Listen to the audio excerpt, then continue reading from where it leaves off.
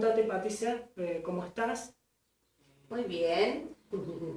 Bueno, quería que me cuentes a qué te dedicas hoy en día. Bueno, después de mi retiro de la escuela, eh, en abril, estoy con algunas tareas de escritura y bueno, colaborando con la familia en un emprendimiento que tenemos familiar. Bueno, quería preguntarte, Patricia, ¿a qué te dedicaste en ese periodo? Específicamente vamos a ir al periodo de 1976. ¿A qué te dedicabas en ese momento? ¿Eras alumna, ya Bien. profesora? Bien, no, en 1976 yo acababa de egresar del colegio secundario. Yo cursé mi colegio secundario desde el 71 al 75. Es decir, ingreso con un gobierno todavía del golpe militar del 66, pero con una cierta apertura, porque la NUCE es quien abre a elecciones, admitiendo al Partido Peronista que había estado proscripto, pero sin que Perón pudiera postularse para la presidencia. Y ahí, en el 73, bueno, con Cámpora, luego, bueno, Cámpora renuncia hasta que otro presidente de la Astiri de transición, hasta que vuelve Perón.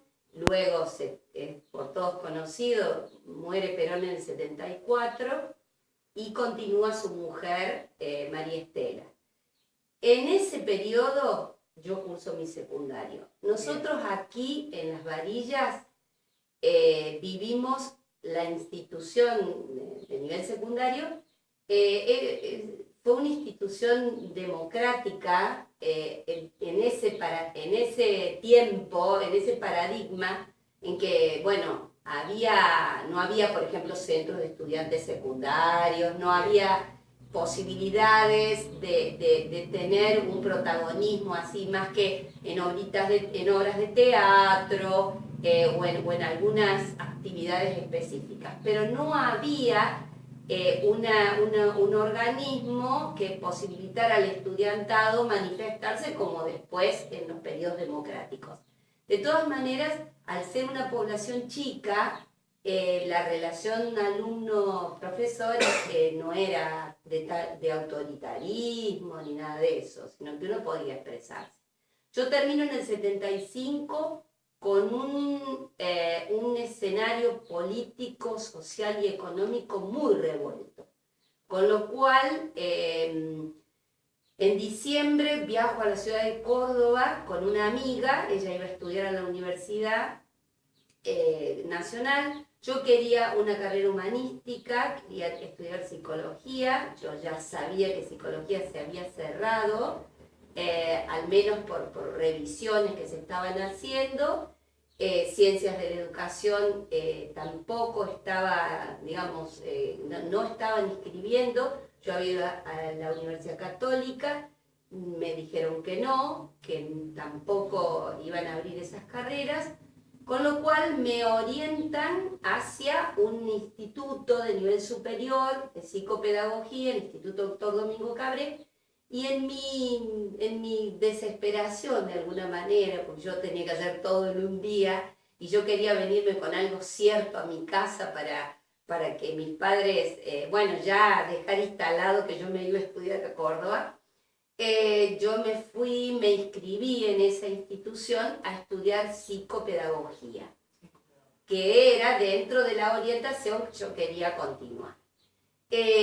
Bueno, en ese momento que nosotros fuimos a Córdoba, no, ya te digo, fue un día que fuimos a hacer esos trámites y demás, yo no noté nada raro, específicamente, y que estaba en un momento difícil. Pero ese verano del 76, nosotros como comunidad nos enteramos de la muerte de una estudiante que había sido del Colegio Vélez Sarsfield, Susana Inés Strelzi, que estudiaba en Córdoba Arquitectura y que se había ido a Tucumán, pertenecía al grupo de montoneros, se había ido a Tucumán y tras una emboscada, los militares habían asesinado a un grupo importante de estas fuerzas, digamos, juveniles, de esta juventud que bueno, era quizá tenían ideas bueno, ideales muy elevados, y bueno, y sí había fuerzas de derecha, fuerzas de izquierda que estaban en pugna, y había grupos que estaban armados y otros que no.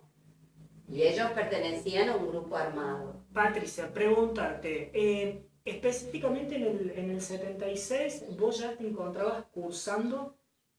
Primer año de psicopedagogía en la ciudad de Córdoba, en el Instituto Cabré. ¿Y en ese entonces cuántos años ya tenías? Y tenía 18 años. 18 años.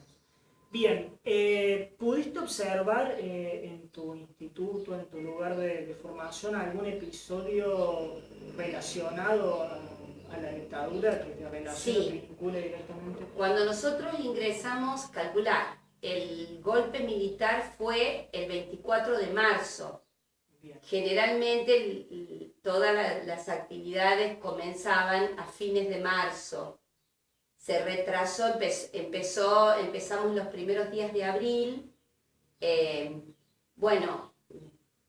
Yo lo que puedo recordar es que empezamos con una directora y transcurrieron unos meses y esa directora después ya no estaba más, dijeron, reemplazada por otra persona que dijeron que era como una interventora. En realidad era otra, no se nos dio explicaciones del cambio de director. Bien. Pues... eso en el 76, 77, me parece que fue en el 76. Y otra cosa que, o sea, había un soldado, un militar en la puerta, nos pedían el documento, mostrábamos el documento e ingresábamos. Y específicamente, ¿cómo te enteras del golpe de Estado? Y aquí estábamos en las varillas, bueno, por los comunicados radiales, la televisión. ¿Y vos específicamente qué pensaste en el momento en el que te enteras? ¿O a qué lo relacionaste? ¿Cómo lo interpretaste? En realidad, en ese momento teníamos noticias de desórdenes así políticos. Además, el año 75 hubo ajustes económicos, el Rodrigazo. Bueno, después tuvieron que dar marcha atrás. El Rodrigo, que era el ministro de Economía, renuncia. O sea, se vivían acontecimientos siempre. Yo no imaginé que un golpe militar, porque claro, con 18 años y viviendo en una ciudad del interior, no había tenido ninguna evidencia de que esto podía llegar a ser lo que fue, que en realidad fue una época la más negra de la historia argentina, por la metodología que tuvo el gobierno militar para trabajar suciamente. Patricia, recordando y un poco lo que vos me estabas diciendo, que tenías un soldado en la biblioteca. Entonces, un soldado en el ingreso. En el ingreso. Y después, con el tiempo, yo no me acuerdo, fue el primero o segundo año, vimos un soldado en la biblioteca y nos informaron, le preguntamos, que estaban revisando la bibliografía de la institución. Bueno, con el tiempo, o sea, nosotros suponíamos que había bibliografía como Freud, Piaget, que eran considerados en ese momento subversivos, todo lo que subvertía el orden. ¿Y ustedes no tenían acceso a esa bibliografía? Nosotros en ese momento en la biblioteca no, pero nosotros sí teníamos acceso. Los profesores nos daban bibliografías, se podían comprar. Específicamente el dictado de las clases, ¿tuvo alguna influencia por el momento?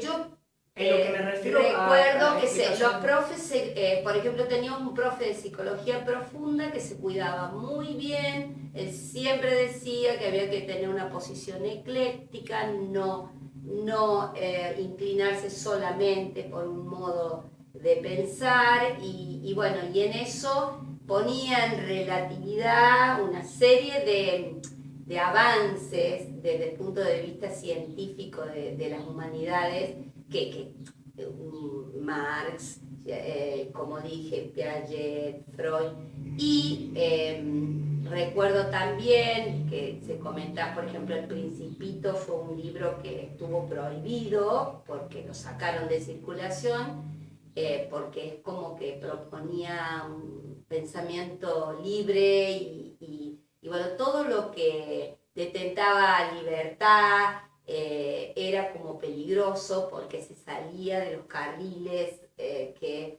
este plan sistemático de la Junta Militar pretendía. Por ejemplo, en la vestimenta eran rigurosos con los varones, tenían que tener el pelo corto, todo varón de pelo largo era como sospechado, las zapatillas, por ejemplo, tenían que ser de determinada manera. Y a vos, perdón Patricia, ¿a vos te afectó específicamente en tu caso la cursada de las materias? No, porque como nuestras carreras estaban relacionadas más a la salud, porque eran los problemas de aprendizaje, en esa institución se cursaba profesorado para sordos, ciegos, o sea, yo creo que no estuvo tan perseguida.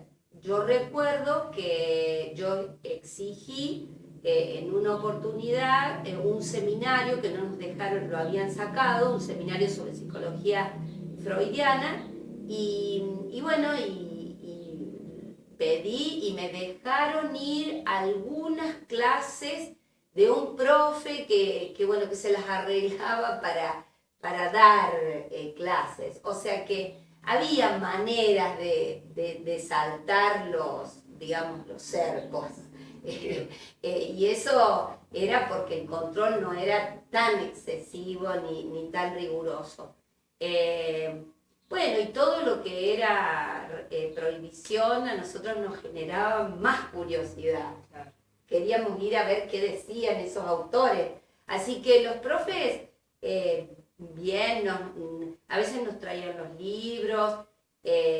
No, me parece que dentro de todo no fue tan crudo como en la Universidad de Córdoba, que en la universidad yo tenía una compañera que me contaba que hasta los montoneros por ahí ingresaban y los militares ingresaban, digamos, con acciones violentas, ¿cierto? Nosotros eso, por ejemplo, no lo vimos, pero claro, fíjate, la universidad es un ámbito de mayor autonomía, mientras que el Instituto Superior donde yo estudié dependía del gobierno provincial. Claro. O sea que había como más control, digamos, sobre las personas. Claro. Patricia, alejándonos un poco, ¿podés expresar alguna diferencia entre aquel entonces y hoy? ¿Qué diferencias que... Sí, claro.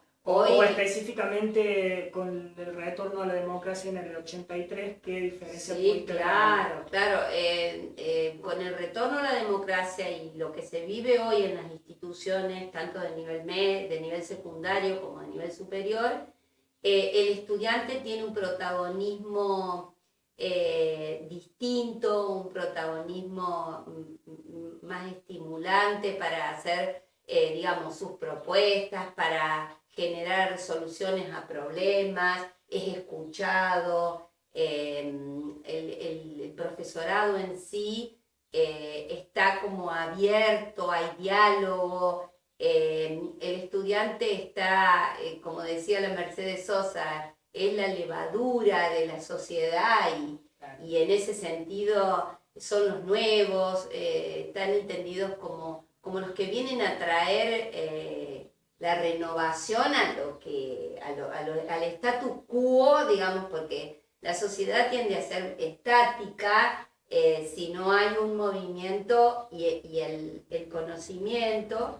es una herramienta fundamental en el desarrollo cultural, porque, bueno, genera genera iniciativa, movimiento, vida. O sea, yo creo que es la vida de... Y eso en la dictadura, o sea, había como una sensación de que no tenía que pasar nada.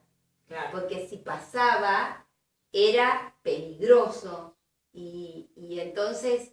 se había impuesto el miedo de alguna manera. Se había impuesto, eso te quería contar, una anécdota. A nosotros nos decían nuestros padres, tengan cuidado que no les pongan panfletos en los bolsillos o en las carteras, panfletos en relación a ideologías, digamos, que nos pudieran comprometer, con la policía que te podía parar.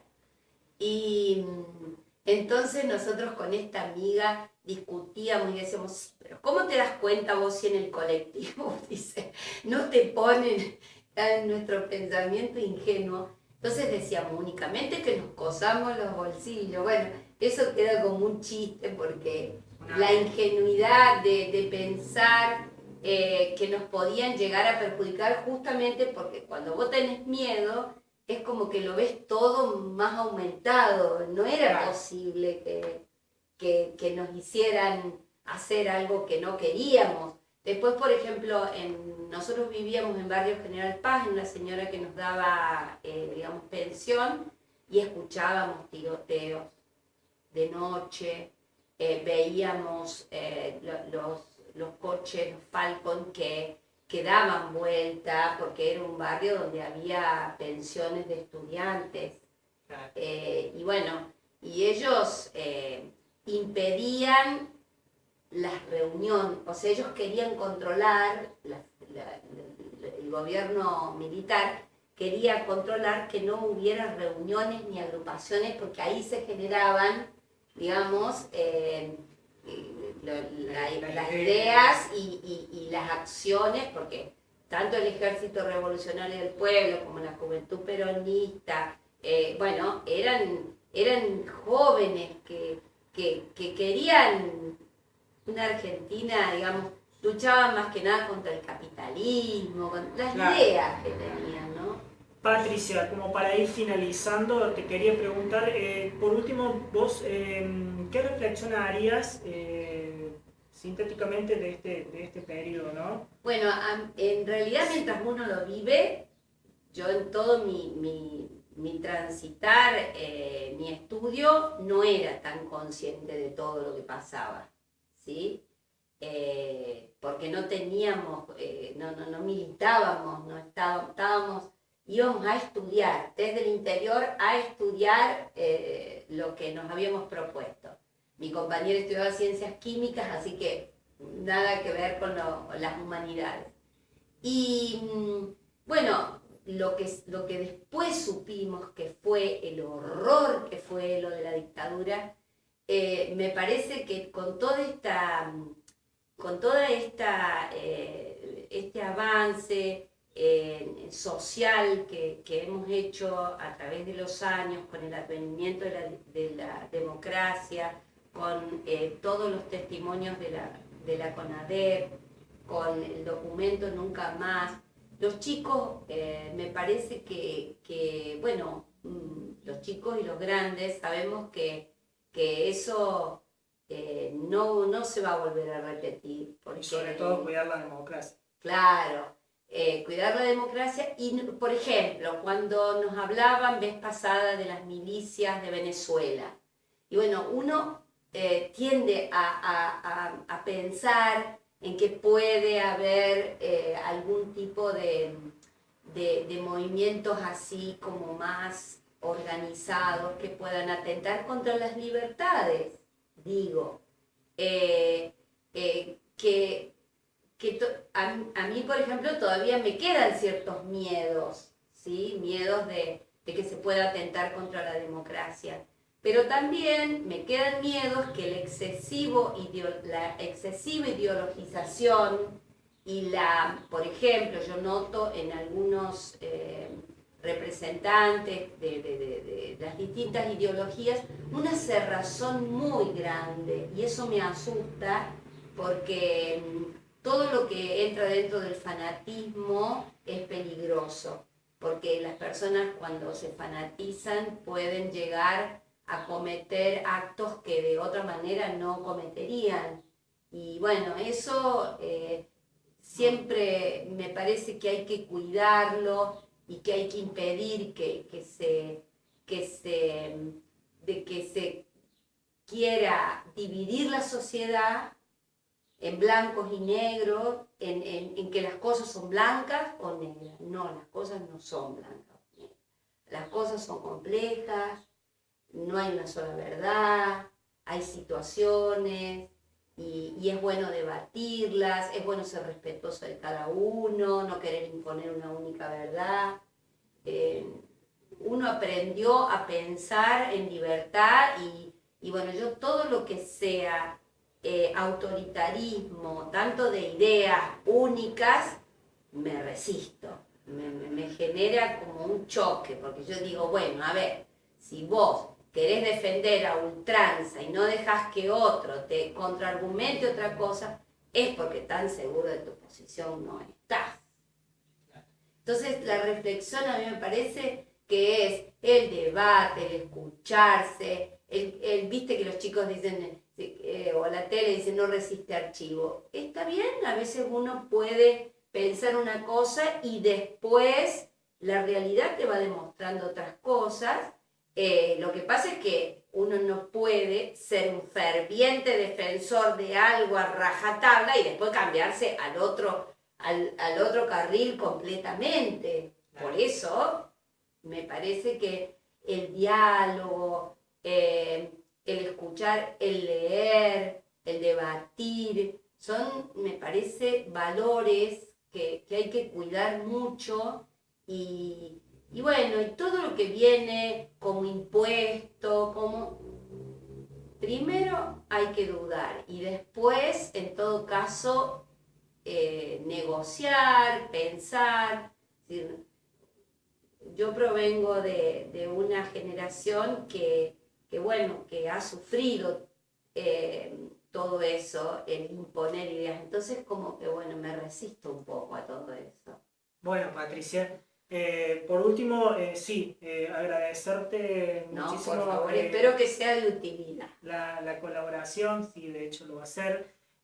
Bueno, sí, también como reflexión final, sí, de acuerdo a lo que uno ha podido investigar y leer, de hecho ha sido un momento de la historia un tanto complicado y que requiere no ser olvidado sobre todo, ¿no?